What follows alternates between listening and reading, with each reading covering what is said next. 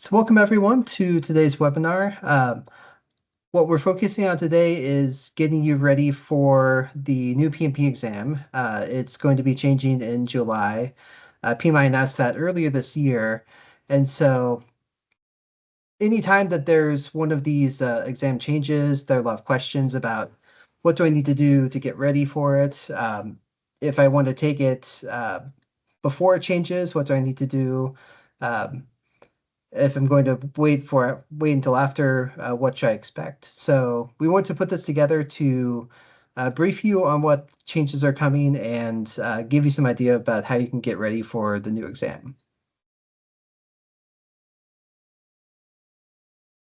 So our agenda, pretty straightforward. We'll just go through some introductions, expectation setting. For the people here who have joined who don't yet have their PMP, I'd like to get some idea of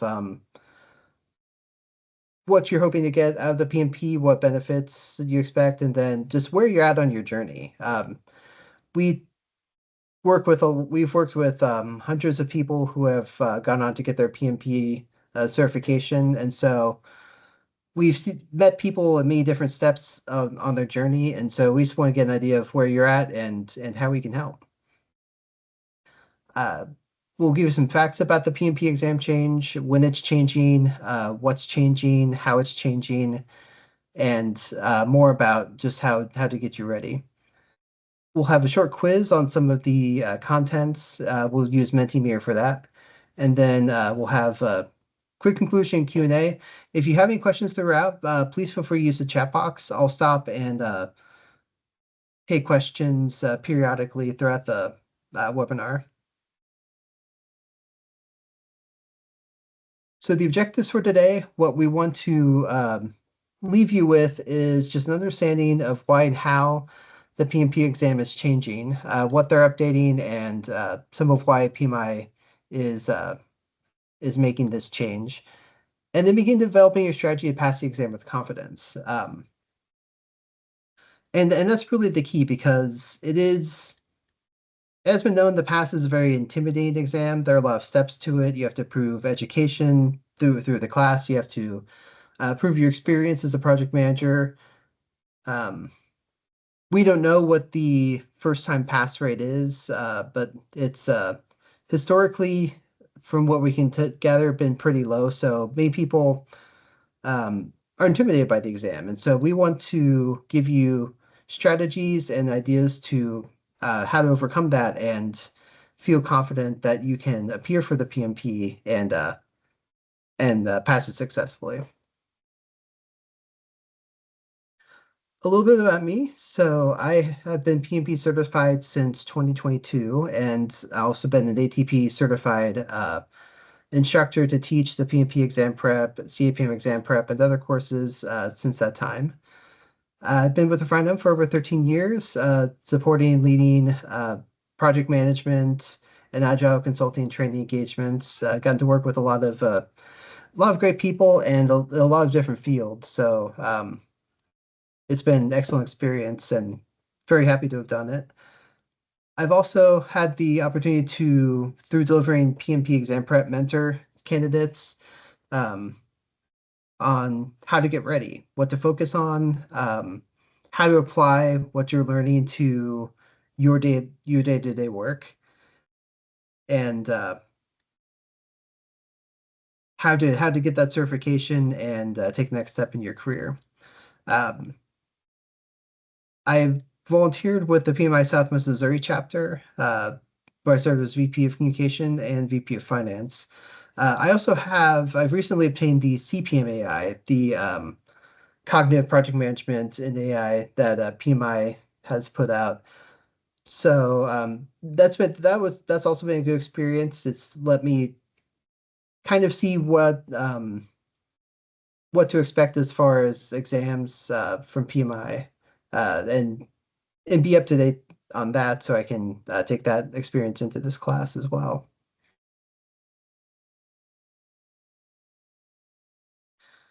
We have a few generative AI initiatives. Vamsi, we were talking about this a little bit. So we have a 2-day generative AI workshop for product owners and project managers. It's not intended to be um, specific to any one tool like ChatGPT or Claude or PMI Infinity, but help you to refine prompts and get what you're looking for and address various project management problems in any tool. We are, as NK mentioned, also branching out into some tool-specific training. So Copilot will be, we're working on a class to dive into specific applications of Copilot into project management problems and helping you enhance your workflow and get more out of your workday. We deliver a webinar on general Copilot applications last month, and then this month we're focusing on emails and meetings for this one. So using Microsoft Outlook and Microsoft Teams to get more out of those applications with Copilot. So some of the POCs that our group has completed, earned value management, project status reporting, risk management, using AI to develop a project charter, and then CPM AI. By completed, what these groups have done is put together proof of concept on the specific application, deliver that to this group, to this audience, and then also um, registered for, and in most of these cases, they have delivered the training for projectmanagement.com, PMI's community, where the information has been shared with thousands of other project management practitioners across the world. So it's been a really great opportunity for people to not only refine their AI skills, but also refine their presentation skills. The CPM AI one, the fifth bullet there, is coming up. That's going to be one delivered on projectmanagement.com by a couple of members of our group. And then we have some proofs of concept that are in progress as well. So Project Closure is one that I've worked with the people on that one. There's another group interested in supply chain management and exploring that. And then AI alignment and governance. That one's continuing as well.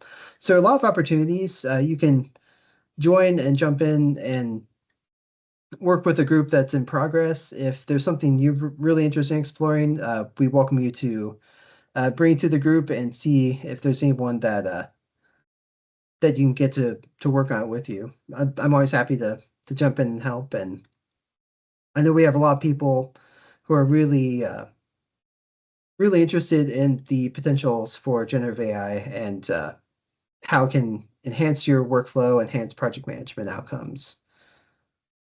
So that's more about our group. And then, yeah, Copilot training consulting, we also have. And you can leave your contact information with us. If you want to put an email in the chat, then we can reach out to you about how to join the group. We usually meet on Friday mornings around this time. So if that works for you, we'd love to see you in our meetings. Or you can join our WhatsApp group and follow along with what we're doing. What's new at RefineM? So we will have another Copilot applications webinar coming up, and that's Thursday, so about 3 weeks from now, April 30th. We'll be going further into how to apply Copilot to enhance email and meetings. So help set up your meetings and get the most out of them, and then make sure that your messaging is doing what you need to do with Outlook and with Teams. So we hope you join us on that. Later today, we'll have the registration link live for you to register for that, and it'll be coming up in 3 weeks at about this time. All right, so I'm going to switch now to Mentimeter. We have a survey question about just why you want to get your PMP certification and what benefits do you expect. So you should be able to see there's a QR code, and then there's a code here. You can go to menti.com and enter this code 39016225. Let me put that in the chat as well.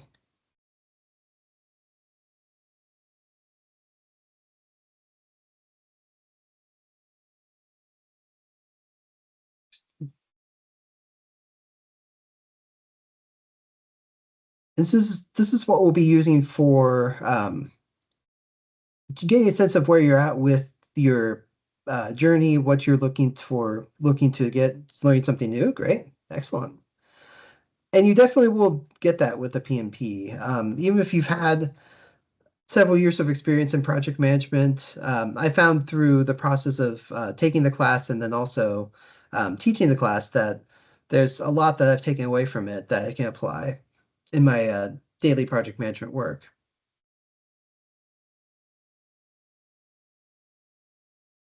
In addition, if you like to use the chat box, or if you like, if you want to unmute your mic and talk, um, and tell more where you're at in your PMP journey. Are you looking to take a class? Have you completed the class but need to take the application? Are you thinking of taking it before or after the change? So you can use the chat or unmute your mics if you want. I just want to get a sense of where people are at. Good morning. This is Steve. Can you hear me, Philip? Yes. Hi, Steve. Good to see you again. I have a PMP certification, but I just wanted to learn more about what's new in the PMBOK Mhm. 8, the new test coming up. Yeah, absolutely. And it is aligned more to the PMBOK 8, so we'll get into that a little bit more and explore some of the topics that will be uh, the focus of some questions. Hi, Philip. This is Vamsi. So I have my CAPM certification, and I am planning to give my PMP certification, but this timing is like where I have to, like you said, either I have to decide to wait until the new one kicks in, or maybe decide to give it before. So from your training, I think it'll give me a direction on which way to go. Excellent. Thank you. And I'm glad to hear that you have the CAPM, the CAPM. Uh, I've seen more project managers do that, where if they don't have quite Mhm. enough experience to test for the PMP, then they'll take that and then build use that to build up their career, and then take that next step to get the PMP So, Philip, I certification. would like to add to that what she Mhm. was asking. I think Vamsi was asking. Yeah. So, Vamsi, the exam changes from what, mid-July, Philip? Yes, Um, July 9th. yeah. Mm. So, if you have already started prep for PMP and you are 60, 70%, 80% into in, or Mhm. if you have any pressing needs to do it before end of July, end of June or something like that, mid July, Mhm. then current one is fine. Okay. If Mhm. unless you have some kind of a hard deadline based on your project, or sometime what happens, people join new organizations and within certain period of time they need to get the PMP done. So if that Mm. is the case, the timing issue, or if you are already into it, you have already done uh, preparation for it, Mm. then probably it will make more sense to do before exam changes. Mhm. But if you don't have either of those, there is no pressure of time, but maybe you want to do by end of 2026, for example, right? Okay. Yeah, So, I do not have any pressing priority, but yeah, I am in the process of preparing myself to give the PMP. That's when the news came out that it's going yeah. to change. Right. So how Mm. much you are into it, how much you have put an effort, if you are very close, if you have attended a prep training, and if you are already doing your, uh, you know, um, uh, dry runs and all those kind of things, and you are ready to go in next 4 5 weeks. Mm-hmm. Um, so we are in the mid-April, like 2 months left. Yes. Mid-July the exam changes. So if you are so much ahead in the game, if you have done so much of prep work that you'll be ready to go in 4 to 6 weeks time, then I think you should go ahead with the current one. Okay. because you would have based your prep based on the current uh, current PMBOK and current exam content outline and the content current prep course and all that. Yes. Um, but if you just started thinking about it, you started researching about it, you have not put any sincere or time commitments, you have not gone through any kind of prep training, then probably I will say that don't rush in that case, because 2 months is not enough Mm-hmm. to get the whole thing done. Um, if you want to pass in the first attempt, I think first our class starting on 3rd or 4th May is going Mm-hmm. to be the class that will be based on the new exam and based on the new content outline, based on the new course material published by PMI. Uh, so that may be a good one to get started, and then that class will finish by end of May, and then from that point onwards, you can probably take about maybe a couple of months to get ready and take the exam sometime in mid to late July. Oh, okay. Thank you, Srinivas. Is that how I? NK, you can call me NK Shrivastava. I'm NK. Oh, okay. Thank you, NK, for your detailed explanation. That sure did help me. Thank Very you. good. And that's the purpose of this webinar, to Yeah. help people decide which way to go. Mm-hmm. So you have only 2 months left to take the exam with the current pattern, Mm-hmm. and then Yes. it changes from 14 July or so. Yeah, sure. Thank you. Thanks, Yes. Philip. Sorry, I Yeah. thought I should intervene Oh, and explain more. absolutely. Yeah. And AK is our lead instructor. He's taught PMP exam prep for well over 10 years. And I've sat on some of those and learned, taken things that I've taken into my own delivery of the class too. So yeah, very happy to have to have you here, AK, and to provide additional insight. Yeah, probably I did my PMP. Um, uh, when did I do it? 1999. That's when I did my PMP. So it's a long Mm-hmm. back. Long back. But I have maintained it, and I have taught probably, I don't know, many dozens of classes, um, and still I do that. I love it. Mm, Okay. yeah. Eh, You have a very good experience. Yeah. Okay. All right. So a little bit more about the PMP and why you might want to obtain it. So some of these might have been in your answers or some things you were thinking of. It proves you have project management experience. So the PMP is a combination of the knowledge that you possess, the skills you have, but also there's an experience requirement to it. And we'll see that experience requirement based on what level of education you have. And there are some changes to that with the exam change as well. So we'll go into those. Uh, it also shows you have exposure to waterfall, agile, and hybrid because there are questions covering each project management framework on the exam. So there may be some waterfall questions, there may be some agile and hybrid. There should be more agile and hybrid now than there are waterfall in this new exam. And we'll look at the breakdown as well. It's also a consistently high demand certification. It's often in the top 10 lists for certifications in IT and other fields. So having one will show that you can be flexible and manage projects in a variety of different fields, not just IT. It could be nonprofit, higher education, manufacturing, wherever you're at, wherever you're managing projects, you can benefit from having a PMP. So now we'll get into some of what the changes are and how you can get ready.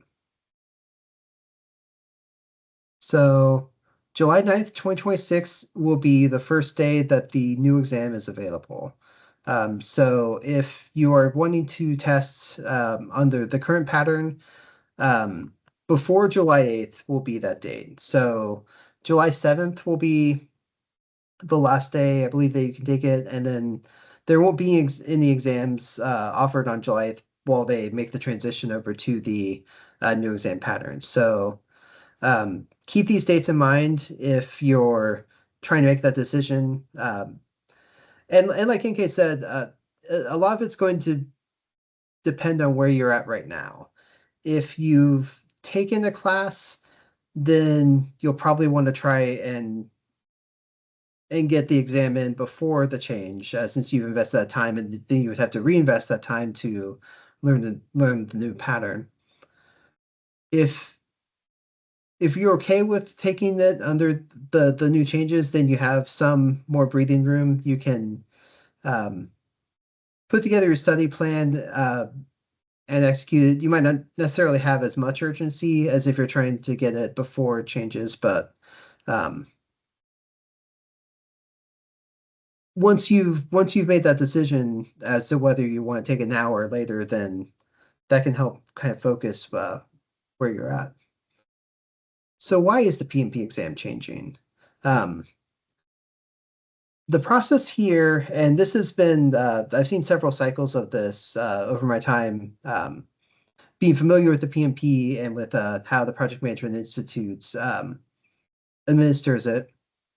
So every 3 to 5 years, they conduct what's called the role delineation study. What they do is they survey project managers about what they're doing in their role, how it's changed or how it's evolved over the last 3 or 5 years, and just what the project management landscape looks like. And this is something that PMI does quite a bit of study and research on. You can see some of their publications called Pulse of the Profession is one. And also they do different surveys into the state of project management, the demand for project management, the skill gap for certified project managers that is still in place all over the world. There's a lot of demand for this skill set, people who can effectively lead projects in a variety of contexts. So to get an idea of what the project manager role looks like and what the landscape is, they do this role delineation study. And usually that's the first indicator that the exam will be changing. They announced this, I believe, late last year, and have been working to educate people on what the dates are, what milestones there are that you might need to hit if you want to take it before or after. Some of what they wanted to bring into this new exam are some different topics, and the Pinback 8 also goes into some of these in a little bit more depth. So generative AI and AI tools in general are not only helping project managers do their jobs more efficiently, but also they themselves are the focus of projects. And managing an AI project can be very different from a lot of different projects because it's so data focused. There are a lot of things you need to figure out about what problem you're trying to solve and whether AI is the um, best tool for that, whether you have the data available to support what you're hoping to get out of it, and whether that data is ready. There's a lot of steps before you would even start writing an application, before your developers would start even writing code. And so, because of the importance of AI in project management and because of the likelihood of AI projects being the focus, that has more coverage than the PMBOK 8 and will likely have more coverage than on the PMP exam. Sustainability. I know that I don't recall offhand the name of it, but I know there is a certification spun off that focuses on sustainability and environmental impact. That's one of the ones that PMI is offering as well. They're they're looking at different broad topics and how they can be applied to project management. And so you might potentially see questions that would go into some of these areas. And so likely the study material when they bring it out will reflect some of these. And now how the PMP exam is changing. So we've talked a little bit about what the changes are and when they're happening.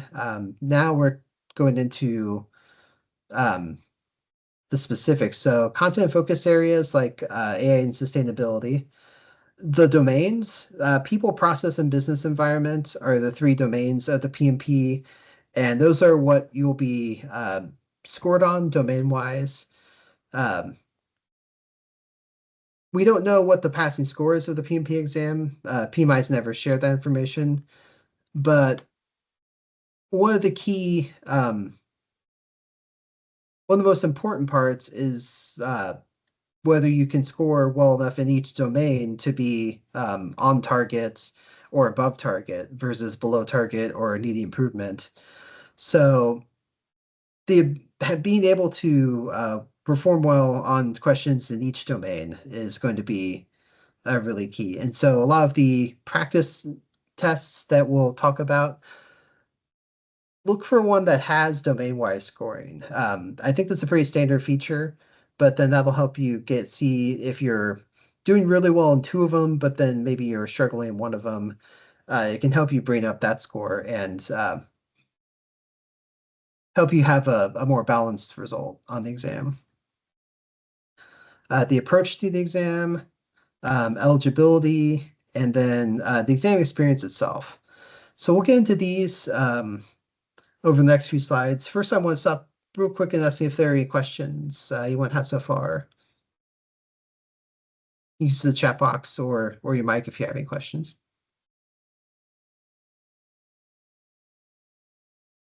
No questions. Thank you. All right. All right. So what will I be tested on? So PMI draws from what's known as the exam content outline, and there's a link here to download it. If you go to PMI's page, you can get the current exam content outline and the new one. And there's some pretty interesting changes in the domains itself and the distribution of different tasks within each domain. One of the key takeaways is that business environment has more questions now. The current exam, business environment is about 8% of the exam. And the people domain is about 41 or 42, and then process is 50%. So we'll see business environment has gone up to about 26%, and the others have come down to allow for more business environment questions. So there is going to be more emphasis on business environment going forward. And there are also some changes into what is covered within that domain. So we'll go in a little bit more in depth on that. And you can, and we can recommend other books, other study aids that you can look at. But I think one of the key takeaways, whether you're preparing for the exam before the change or after the change, is really look at the exam content outline and understand the flow of it, how they list domains and tasks, and what you're expected to be able to do as a project manager, because then that also translates into what questions you might see on the exam. This is the breakdown of the current exam and the new exam percentage. So people and process and business environment on the current exam, it's 50% process. It's going down to 41% on the new exam. People, 42% is going down to 33%. And that's so we can then bring up the business environment from 8%, which would be probably about maybe 15 to 16 questions on the current exam.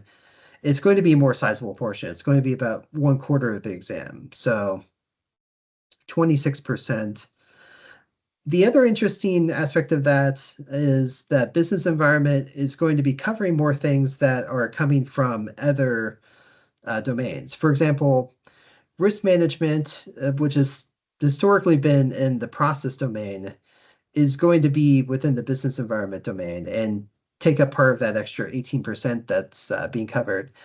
And I think that makes a lot of sense. And given that a lot of times your business environment, the external environment that you're doing the project, is going to be the source of a lot of risks. And a lot of times the strategy to deal with the risks and deal with the issues that come up is going to be rooted in what kind of business environment you're in. That's going to give you some idea of um, what possible solutions there are to problems, which ones might work better than others. And so that's one example of it's not necessarily that all the business environment questions are new information. It's just they're taking from other domains and putting into the business environment. Stakeholder engagement is more straightforward within the people domain. I think there were maybe 4 or 5 different tasks about managing stakeholders. Now they just have 3. Uh, Very straightforward, but encompassing everything from driving stakeholder engagement to keeping them informed, having a communication plan. So there will be more on business environment and more expectation of understanding the external business environment and how it applies to the project you're doing. So I expect when the materials available that it will cover a lot more of that. Also, agile and hybrid approach questions. Currently, about 40-50% of the exam would be agile and hybrid, so about a even split between that and waterfall. It's likely going to be about 50-60%. So you can expect more questions on agile and hybrid approaches than you would waterfall. There'll still be some on waterfall, but um, given that more project managers are operating within an agile or hybrid environment, then the question balance is more likely going to reflect that. These are some changes to the eligibility. The first change is that the experience in months / years that you need to show to fulfill the eligibility portion of the application, it's now 10 years rather than 8. So that lets you go a little farther back into your work history and find instances where you've led or participated in a project, and you can put that experience down for the exam application. One of the things we do in our class is we help our students navigate that application. We have an experience verification spreadsheet that mirrors what they ask about your experience. So things like what you did on the project, how you contributed to the outcome, what type of project it was, what industry. Kind of, they'll ask some things about like the your team size and the organization size, just to get an idea of what kind of project environment you're operating in. And you have to plug this information into the application and then have enough experience that you can then move forward. Sometimes if you're audited, you'll have to, this may happen to about 20% of candidates. You might have to provide additional information about your projects. You may have to have a contact for someone who can vouch that you did the work. So we often counsel candidates to have some of that information ready in advance. That way, if you're audited, it's more straightforward. You don't have to scramble to get it. But that's one key takeaway. It's 10 years rather than 8. And then based on what kind of degree you have, or the global equivalent, that's how much experience you need to be able to show to qualify for the exam. If you have a high school diploma or GED or global equivalent, it's 60 months to 5 years. Associates, it goes down to 48 months. Bachelor's degree down to 36 months. From a globally accredited institution, this is something that PMI has done for probably about 10 to 15 years, that universities that offer project management degrees, whether it's in maybe like a construction department or more of a business focus, they'll evaluate their content, their curriculum, and offer global accreditation. So there's a list on PMI that you can get of different institutions that are globally accredited. The one I attended, Missouri State University, has that accreditation. So if you have a bachelor's or master's or a degree from that, then you only have to show 24 months or 2 years. Uh, so that can be an advantage for people who have gone through those programs. Any questions on this or anything so far?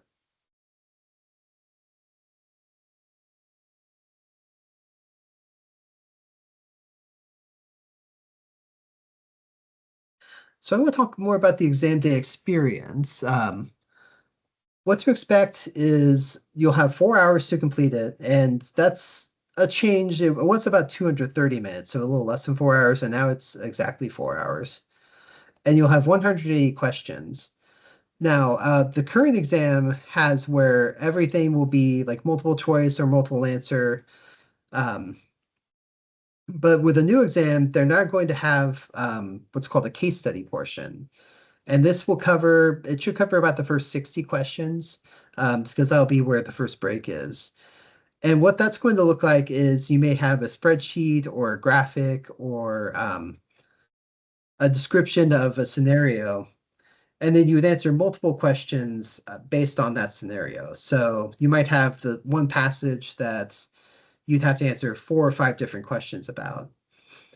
And so that's going to be a change from the current exam in that you'll have more focus on these case study, but that'll only go to, it should be about the first 60. And then after that first break, uh, you'll be able to, it'll be just like the current exam, the more multiple choice or multiple answer like you expect.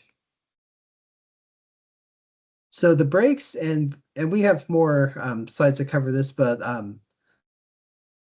the exam has some breaks built in. So after the first 60 questions, you would take a break and then do the second set of 60 and then the final set of 60. The key for that, though, is once you've locked in your answers for that, you can't go back and change those. So once you've done the first set of 60, once you've gone on to the next part, you can't go back and review those. So you want to make sure you're building in some time to review your responses at each of these milestones, and make sure you're happy with what you have before you move forward, since you won't be able to go back. So Philip, Hmm? Yes. I think that's very similar to the current exam now, where you have the first half, and then you have to save, or I don't, I think on the, the first half you can review and then you stop and you cannot go back and change. You take your 10-minute break, come back, finish the test. Then you have a chance to review, then submit. Yeah, and it helped me to have those breaks. I often say it's good to take advantage of that to just kind of refocus, take a little bit of a breather, and then go into the next set. The clock will run if you're at a testing center or if you're taking it online. So you can, if you're at a testing center, like leave and go to the bathroom if you need to and come back, or just kind of take a breather at your seat and get ready for the next set of questions. And yeah, the new case study portion will take up that the first 60 questions. So after you've done that and you've taken your first break, then the rest of it will be uh, the way the exam currently is, where you'll have like things like multiple choice, multiple answer, drag and drop and hotspots, and then very limited fill in the blank. I would say for every set of 60, you might get maybe, it's hard to say, but maybe like 5 or 6 multiple answers, maybe 1 or 2 drag and drop or hotspots. I think hotspots are going to probably be more of a case study type thing, since you'll have the graphics or you'll have a scenario on the screen that you'll be answering multiple questions about. That would be my expectation. We'll have to see once people start taking into exam what their experiences are. Uh, but that would be what I would expect, that most of what you'll see is multiple choice, but then some multiple answer, and then limited amounts of the other types of questions.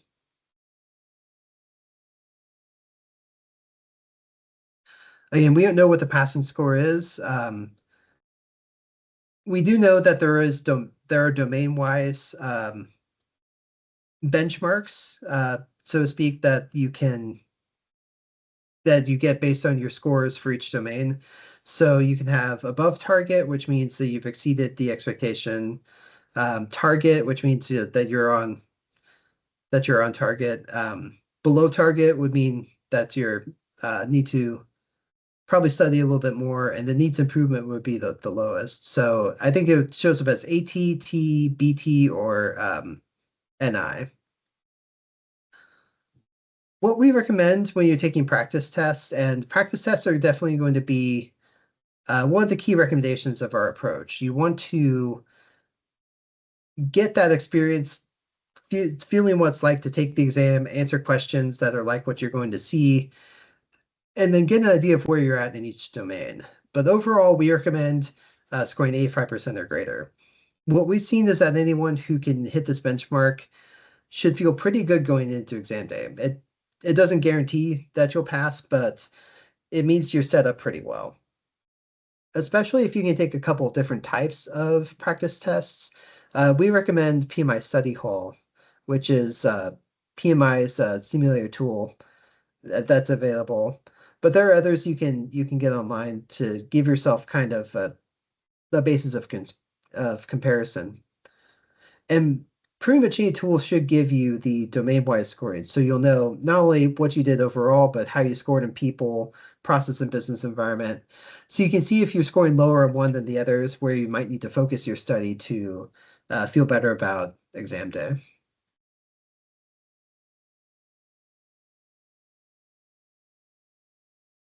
So we talked a lot about how to prepare already, but the takeaways that you should have based on where you're at in your journey are in this final section.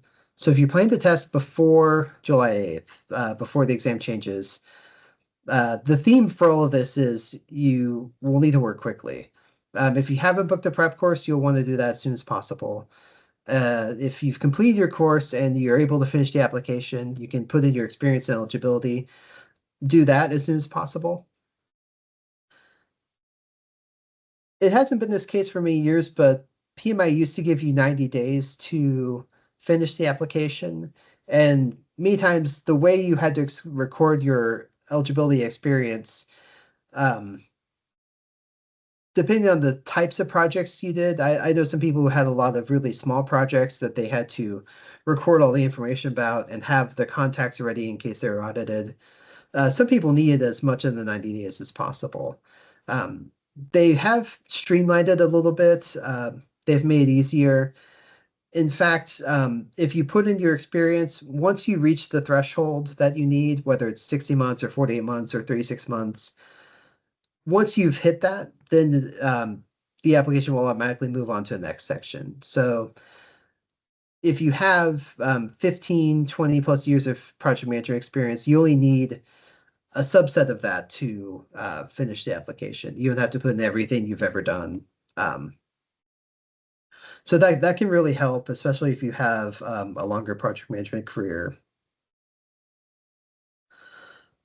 So if you've finished your prep course, you finish your application, you have your opportunity to schedule, you'll want to do that as soon as possible. Testing centers tend to fill about 3 to 4 weeks in advance.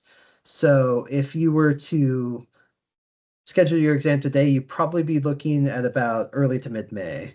So that can be a factor, and especially as exam changes get closer, that may go up to like 5 to 6 weeks even. So if you're wanting to get one of those last slots at the end of June or the very start of July before it changes, you'll want to work quickly on that. So ASAP is kind of the standard for this. You'll want to work with urgency if it's something you want to do prior to the exam change. We always recommend taking the exam no later than 4 weeks after the end of your prep course. That'll fit into this timetable if you're wanting to schedule in the current exam pattern.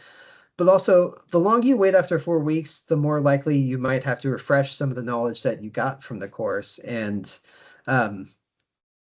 So to really take advantage of the training and your readiness for the test, we recommend wait no more than 4 weeks. And that's part of why we help with the application too, so you can get everything ready to hit the ground running once the class is over. Then you can show your education credits. You can put in your experience part, and you can get the ball rolling. If you plan to test on July 9th or after, one key change is that PMI will, for if you're taking a live course, it will need to come from an authorized training partner, which RefineM is one.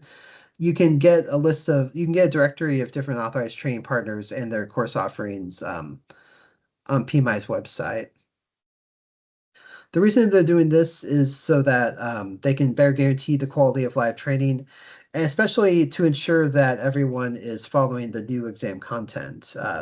So they're not teaching to the previous version that will no longer be relevant. There are more options if you take a self-paced course that I believe PMI continues to offer that if it's something you want, and you can get more information about that on PMI's website as well. April 14th, so next week, I believe it's next Tuesday, that's when the updated PMI study hall and other study materials are expected to be available. So if you're thinking about testing with the new exam, circle a day on your calendar, and PMI should roll out the new study hall and other study materials that they can use to start getting ready. And then start making your plan. You don't necessarily have to execute with as much urgency as if you were taking it before the change, but you'll definitely want to get a sense for when you want to take it so that can help you get ready. It's one of those things where it's easy to put it off or maybe feel like you need to take one more prep test, you take one more practice test or study the book one more hour or something like that. But I think having those milestones and aligning everything you do to those milestones and having a set idea for when you want to take the test, it's something that's really helpful. Um, One of the things I always like to have as a takeaway from my exam is, or from my exam prep is, I want people to feel confident to show up for the exam after they finish. Not everyone can pass on the first try. We're going to do everything we can to help you pass on your first try, but we'll also work with you. We'll help you get ready for the second try if you happen to not make it. But what I see as the barometer of success is that people after taking our class are ready. They do feel confident and they do feel like this is something they can do. So that's what I focus on, is just trying to get people um, to make a plan and then to work based on that.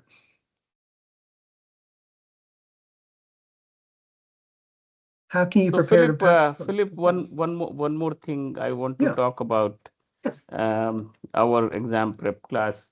Mhm. One of the things is that our class runs for 4 weeks. Yes. So it is not like we are feeding through a hose pipe to you in 5 days.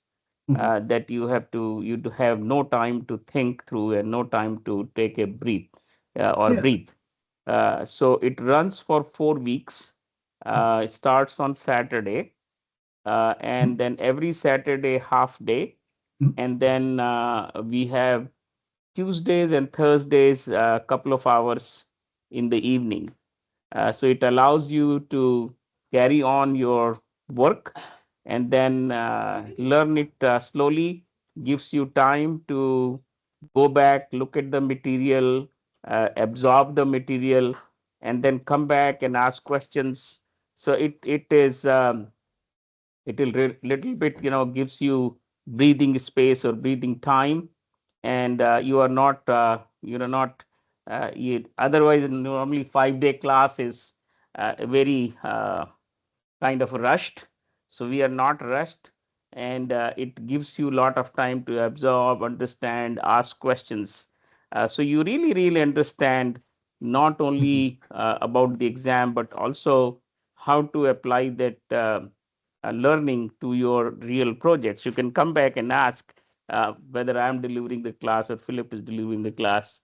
This is what you taught last time, and I thought through this, and how can I apply, or how it is applied in my situation, and I'm not getting this. So that will be a good learning to not only just prepare for the exam, but also apply for your in your real life. So that's something, a unique feature, and we designed the class in a manner that not only helps you understand, absorb, and also but also apply as you prepare for the exam. I just wanted to bring this aspect of why we had this class running for 4 weeks rather than just 5 days. Absolutely. And I'd also like to add that we provide everything you'll need to get ready. So you should see on my screen, I'm at our trainings.refineM.com training site. And so if you go here to public training, and then so this is where the webinar information will be. But if you go down here to project management and then PMP exam prep, you can see what's in that screenshot. And yeah, May 2nd through 28th is our first class that's going to be aligned to the new pattern. So that's going to be over 4 consecutive weeks. There'll be 12 sessions.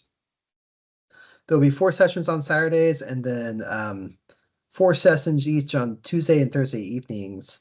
But that will give you the 35 hours you need to get ready for the exam. So And we also when is the cutoff for the early bird, Philip, for this it class? it will be 2 weeks prior, so we're looking at April 18th, April 2 18th. Okay. Saturdays from now. So you've got plenty of time to take advantage of this early bird discount. We also have group discounts, and we have some additional discounts available that are need-based.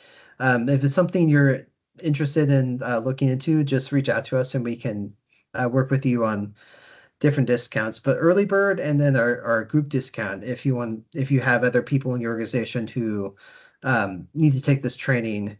So we can save you some money from starting with groups of 4 to 6, but more if you have 7 through 9 or 10.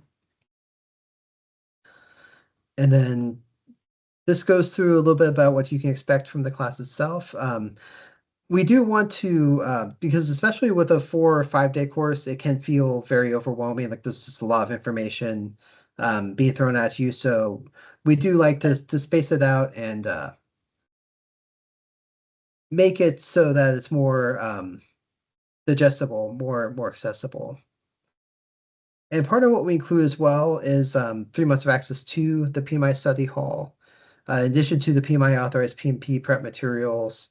Um, we also give access to our self-paced Agile Fundamentals course to give you more foundation in Agile to help you answer some of those questions that will be on the exam. And then we work with you on the application, on the study plan, any questions you have. We're with you the whole way. So it gives you everything you need to approach the exam with confidence and prepare to pass on the first try. All right. New PMP is going to be set up.